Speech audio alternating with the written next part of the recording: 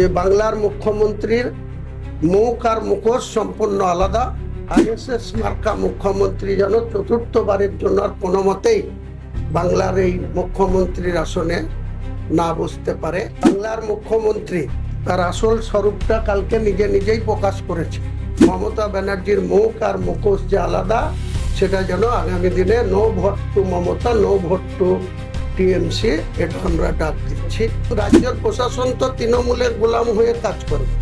সে DG বলুন, আর chief secretary বলুন, home secretary বলুন, এডিজি ল অ্যান্ড অর্ডার বলুন, রাজ্যের এসপিরা বলুন, বহরমপুরে অধীর চৌধুরী কন্টেস্ট করলে তাকে জেতানোর জন্য আমার তরফ থেকে সর্বোচ্চ সহযোগিতা পাবে বা করবে। মিমের সম্বন্ধে আমি কোনো বেশি কথা বলবো না। যারা সর্বোচ্চ নেতা তাদের সঙ্গে আমার যা কথাবার্তা হয়েছে তাতে আমার সাথে পূর্ণাঙ্গ হচ্ছে হবে, আপনারা আগামী দিনে মিলিয়ে। হুমায়ুন কবিরকে কোনোদিন টাকা দিয়ে কি কংগ্রেস বলুন, তৃণমূল বলুন, বিজেপি, আপনারা জানেন যে গতকাল শাসক দলের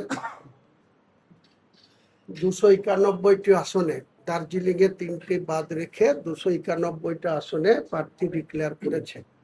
বাংলার মুখ্যমন্ত্রী তার আসল স্বরূপটা কালকে নিজেই প্রকাশ করেছে।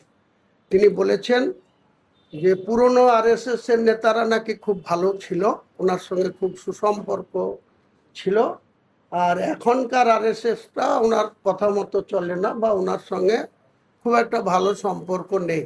আমি কিন্তু অনেক দিন আগে থেকেই বলেছিলাম বাংলার মুখ্যমন্ত্রীর সঙ্গে উনি উপরে উপরে মুসলমানদের বলে যে যে গরুর দুধ দেয় তাদের লাত খাওয়া ভালো, কিন্তু প্রকৃতপক্ষে উনি যে আরএসএস এর সঙ্গে সখ্যতা রেখে বা আরএসএস এর সঙ্গে ওনার যে একটা নিবিড় সম্পর্ক আছে, তিনি কালকে নিজেই সেটা প্রকাশ করেছেন। তাই আমি বলবো যে বাংলার মুখ্যমন্ত্রীর মুখ আর মুখোশ সম্পূর্ণ আলাদা। মুসলিম সমাজের কাছে আমি প্রকাশ্যই বলবো, বাংলার মুসলিম সমাজের কাছে, যে এই আরএসএস মার্কা মুখ্যমন্ত্রী যেন চতুর্থবারের জন্য আর কোনো মতেই বাংলার এই মুখ্যমন্ত্রীর আসনে না বসতে পারে। তার জন্য আমরা আমাদের দলের তরফ থেকে আমরা টোটাল 182টি আসনে প্রার্থী দেব। তো আজকে তার আনুষ্ঠানিকভাবে কয়েকটি নাম আমরা আপনাদের জানাবো, খুব সংক্ষিপ্ত। সেটা মালদা আর মুর্শিদাবাদ, এই কেন্দ্রে একটা পশ্চিম মেদিনীপুর, এটা নিয়ে টোটাল একটা সংক্ষিপ্ত ঘোষণা আজকে করছি। বাকি আগামী 22 তারিখ রবিবার বেলা ঠিক 1টার সময় টোটাল 182 বুঝতে যেটা যেটা বাকি থাকবে, মিম আমার সঙ্গে আনুষ্ঠানিকভাবে জোটে থাকছে। কাজেই আগামী 22 তারিখে মিমেন কোন কোন আসনে লড়বে আর আমরা টোটাল 182-র মধ্যে আমরা কত আসনে লড়ব সেটা আপনাদেরকে পরিষ্কার করব। তাই বাংলার মুখ্যমন্ত্রী যে কথা কাল নিজেই বলেছেন, স্বীকার করেছেন যে পুরনো আরএসএস এর, কাজেই যারা বাবরি মসজিদ ভেঙেছে যে আরএসএস, তিনার সঙ্গে ওনার সুসম্পর্ক ছিল, সেটা কাল প্রমাণ করেছেন। তাই বাংলার মুসলমানদের বলবো, যারা বাবরি মসজিদ ভাঙে তার সঙ্গে মমতা বন্দ্যোপাধ্যায়ের এত সুখ্যাতি থাকে, এত ভেতরে ভেতরে লাইন আপ থাকে, বাংলার মুসলমানরা যেন ওই বাবরি মসজিদ যারা ভেঙেছিল, যাদের সঙ্গে ওনার এত সুখ্যাতি, এত সুসম্পর্ক, সেই মমতা ব্যানার্জির মুখ আর মুখোশ যে আলাদা, সেটা যেন আগামী দিনে no vote to Mamata, no vote to TMC, এটা আমরা ডাক দিচ্ছি। এবং এটা বলার জন্যই আপনাদের ডেকেছিলাম। এবং সংক্ষিপ্ত যে প্রথম ফেজের যে প্রার্থী তালিকা, সেটা আপনাদের আমি আমার কোনো পেপারস না দেখেই আপনাদের বলে দিচ্ছি। প্রথমে বর্ধমানের পূর্বস্থলী বাপন ঘোষ,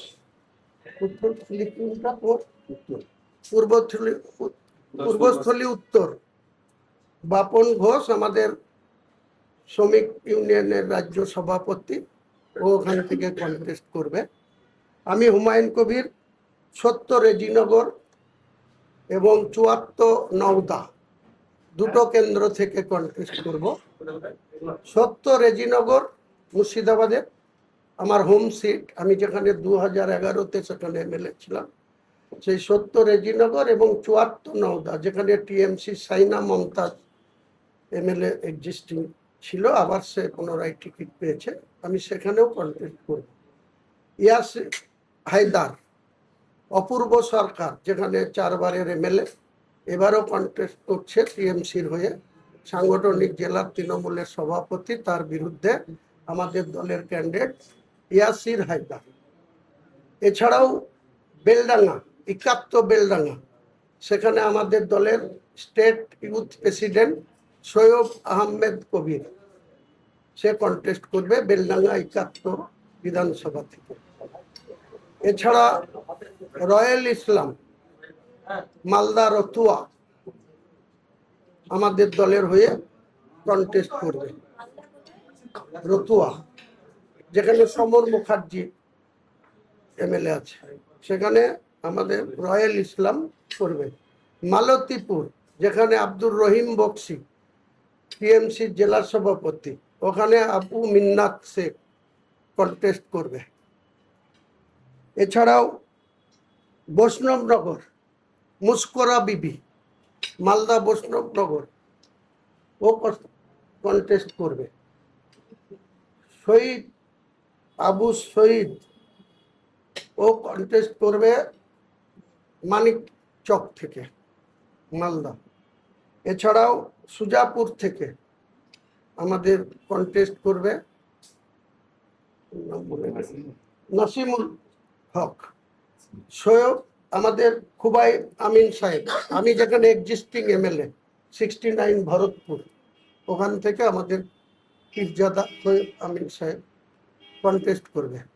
আপনার কোনটা আছে? বেহালা, বেহালা পূর্ব, নামটা বলে অনুপম রোহাতগি, উনি বেহালা পূর্ব থেকে কন্টেস্ট করবে, কলকাতা। এছাড়াও আমাদের আরো অনেক লিস্ট তৈরি আছে। 22 তারিখে আমরা পূর্ণাঙ্গ লিস্ট আপনাদের জানিয়ে দেব। টোটাল 182 জন আমাদের দলের হয়ে মিম, হ্যাঁ, এছাড়াও ফারাক্কা, ইমতিয়াজ মোল্লা ফারাক্কা, সে কন্টেস্ট করবে। তাছাড়া আমাদের হরিয়ারপাড়া বিজয় শেখ, যেখানে নিয়ামত হাজি এমএলএ আছে, সেটা মুর্শিদাবাদের হরিয়ারপাড়া বিজয় শেখ কন্টেস্ট করবে। আরো অনেক ক্যান্ডিডেট আমাদের রেডি আছে। আমরা ফাইনাল ফেজ বা ফাইনাল লিস্ট আমরা আগামী 22 তারিখ রবিবার আমরা অবশ্যই আপনাদের আনুষ্ঠানিকভাবে জানাবো। আমার নেতৃত্বে, আমার সঙ্গে আনুষ্ঠানিকভাবে মিম থাকবে। মিমরা কত আসনে করবে, মিমের নেতৃত্ব ওয়াইসি সাহেব, তাদের যে রাজ্যের অবজারভার, তাকে রাত্রেই পাঠাচ্ছে, আমার কাছে আসবে। কালকে আরেকবার আপনাদের সকালে আমি টাইমলি যৌথ প্রেস বিবৃতিতে কালকেও কিছু আংশিক লিস্ট আপনাদের।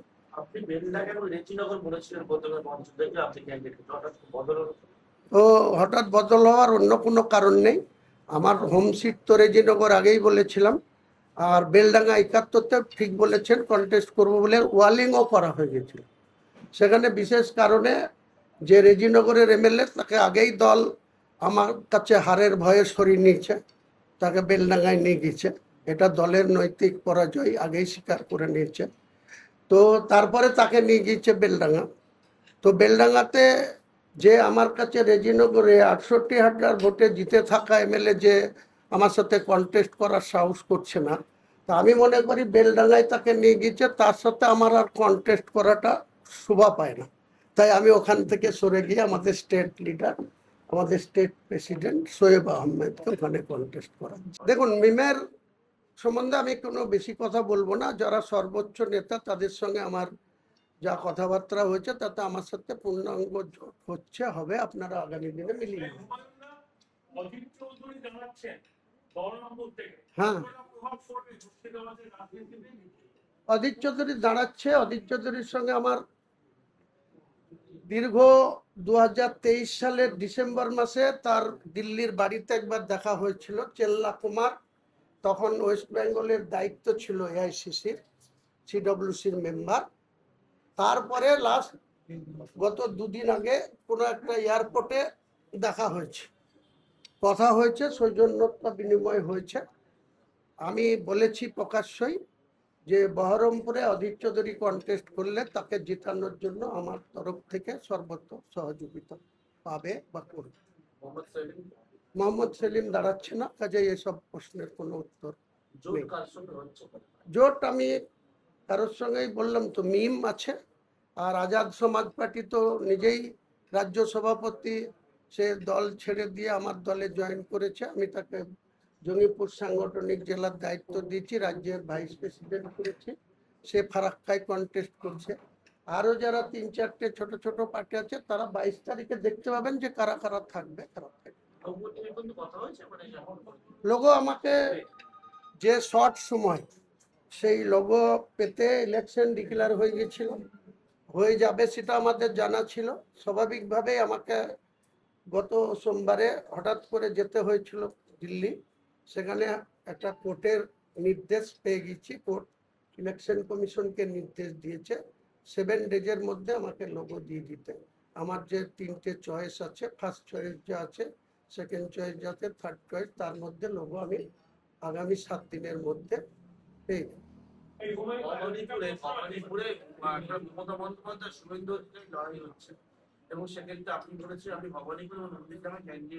নন্দীগ্রামে আমার প্রার্থী অলরেডি ঠিক হয়ে আছে। আর ভবানীপুরে আমি একজন নন বেঙ্গলি মুসলিমকে প্রার্থী করব, সেটাও আপনি 22 তারিখ আমার পেয়ে যাবেন।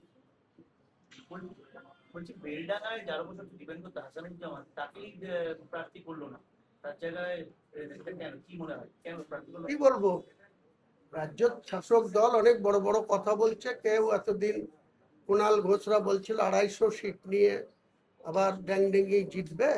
তো তাদের আমি দেখলাম একটা খবরের চ্যানেলে, যে একটা কাগজেও দেখলাম, মন্ত্রী সহ 74 জন রানিং প্রার্থীকে যারা সরিয়ে নেয়, তারা লড়াইয়ের আগেই হেরে বসে আছে। কাজে এসব গালগপ্পর আর কোনো মূল্য নাই আগামী দিনে। কাজেই ইলেকশন হতে দিন, 4 মে আসতে দিন, কে কোথায় থাকবে সেদিনকে প্রমাণ হবে। এটা হওয়ারই ছিল, কারণ রাজ্যের প্রশাসন তো তৃণমূলের গোলাম হয়ে কাজ করে। সে ডিজি বলুন, আর চিফ সেক্রেটারি বলুন, হোম সেক্রেটারি বলুন, এডিজি ল অ্যান্ড অর্ডার বলুন, রাজ্যের এসপিরা বলুন, আর থানার ওসিআইসিরা বলুন। তা এটাই হওয়ার ছিল। এটা গণেশ কুমার যে করছে খুব ভালো লাগছে, যেহেতু উনি 2টো ফেজে ইলেকশনের চ্যালেঞ্জ অ্যাকসেপ্ট করেছেন। ওনাকে তো পিসফুলি চ্যালেঞ্জ মানে ইলেকশনটা করতে হবে। তাহলে যদি তৃণমূলের তল্পি বাহকদের দিয়ে যদি প্রশাসনে রেখে নির্বাচন করে, আবার একটা রক্তক্ষয়ী নির্বাচন হতে পারে। তার জন্য তিনি আগে থেকেই ব্যবস্থা নিচ্ছেন। তিনার হাতে যখন সেই ক্ষমতা আছে, তিনি করছেন, করতে এটা তো বাধা দেওয়া কারো উচিত না। আমি স্বাগত জানাচ্ছি ইলেকশন করছেন। প্রার্থী দেব, কিন্তু সেটা অনেক পলিটিক্যাল লোকদের অনেক রকম কম্পালশন থাকে। ওটা আপনি এখন কি করে এই প্রশ্নের উত্তর হবে? প্রার্থী দিলে যতটা সহজ হবে, না দিলে একটু কঠিন হবে। আমিও 43 বছর পলিটিক্স করছি। মুর্শিদাবাদ জেলায় কার কোথায় অঙ্ক আছে, কোন অঙ্কে কাকে ঘায়েল করতে হবে, আমাকে খেলতে দিন না আমার মতো করে। সব জায়গায় আপনি প্রচারে যাবেন। কিন্তু হুমায়ুনদা, অধীর বাবুর সঙ্গে তো আপনার ফেস টু ফেস দেখা হয়েছে, আপনি বলেছেন যে আপনি সহযোগিতা করবেন, কিন্তু অধীর বাবু শুধু তো নিজের কেন্দ্র বহরমপুর নয়, মালদা, মুর্শিদাবাদ, উত্তর দিনাজপুর, নদিয়া জেলাতেও একাধিক জায়গায় প্রার্থী দেবেন। তাদের ক্ষেত্রে আপনার স্ট্যান্ড পয়েন্ট? তেনাদের বিরুদ্ধে অল আউট আমিও লড়ব। কংগ্রেস যেখানে যেখানে প্রার্থী দেবে আমার কোনো বাধা দেওয়ার এখতিয়ার নেই, অধিকার নেই, আমি বাধা দেব না। সিপিএম যেখানে যেখানে প্রার্থী দিয়েছে 192, বাকি আরো যেখানে দেবে আমার তা নিয়ে কোনো বক্তব্য নেই। প্রত্যেকটা রাজনৈতিক দল তাদের মতো করে নির্বাচনের স্ট্র্যাটেজি ঠিক করবে এবং কন্টেস্ট করবে কাকে কাকে দিয়ে, এটা তাদের অধিকার। আমি 182টা আসনে প্রার্থী দেব। সৌজন্যতা যেমন অধীরের ক্ষেত্রে দেখাবো, আর একটা দেখাতে পারি যেটা নওশাদ, সে যে ভাঙড়ে লড়ছে তার বিরুদ্ধে শপথকে দিয়েছে, সেটাও আমার আগামী দিনে ওদের সাথেও কোনো জোট হচ্ছে না, কিন্তু নওশাদ যাতে বিধানসভায় যায় সেটা কিভাবে কি করা যায় সেটা নেক্সট দিনে ভেবে বলবো। মানে ব্যক্তিগতভাবে নওশাদ আর অধীরকে হ্যাঁ, এ করছে। আর যদি সেলিম দাঁড়াতো হ্যাঁ। সেলিমের ক্ষেত্রে করতাম, কিন্তু যেহেতু সেলিম কন্টেস্টই করছে না আর প্রশ্নই নেই। হুমায়ুন কবিরকে কোনোদিন টাকা দিয়ে কি কংগ্রেস বলুন, তৃণমূল বলুন, বিজেপি, কারণ হুমায়ুন কবির এমন একজন ব্যক্তি, বিজেপির পার্লামেন্টের ক্যান্ডিডেট ছিল 2019-এ 11 মুর্শিদাবাদ, 70 রেজিনগর কংগ্রেসের ক্যান্ডিডেট ছিল 2000 জন্মলগ্নেতে। টাকার কাছে হেরে তো মনিরুলকে জিজ্ঞেস করেন, তারা বলছে টাকার কাছে হেরে গেলে মনিরুলকে টিকিট যে না পাওয়া। ফারাক্কার এমএলএ মনিরুলকে জিজ্ঞেস করুন, মোহাম্মদ আলীকে জিজ্ঞেস করুন। মোহাম্মদ আলীর কথায় আমাকে সাসপেন্ড করেছিল, সেই মোহাম্মদ আলী আজকে কেন, কুখ্যাত গরু পাচারকারী যে তিহার জেলে ছিল, তার জামাই ডাক্তার আজিজ, তাকে কত টাকার বিনিময়ে লালগোলায় ক্যান্ডিডেট দিচ্ছে, ওটা যদি মোহাম্মদ আলী তার সাথে কম্পিটিশন করতে পারতো, প্রতীক জৈনকে যদি আরো বক্স ভর্তি করে দিতে পারতো, তাহলে মোহাম্মদ আলী পেত। ওসব তো ওদের ব্যাপার, ওরা বিজনেস করতে নেমেছে, ওরা ভোট নেবে, কামাবেও। এটা তো হুমায়ুন কবির মানবে না বলেই তো আজ হুমায়ুন কবিরকে আম জনতা উন্নয়ন পার্টি তুলতে হচ্ছে।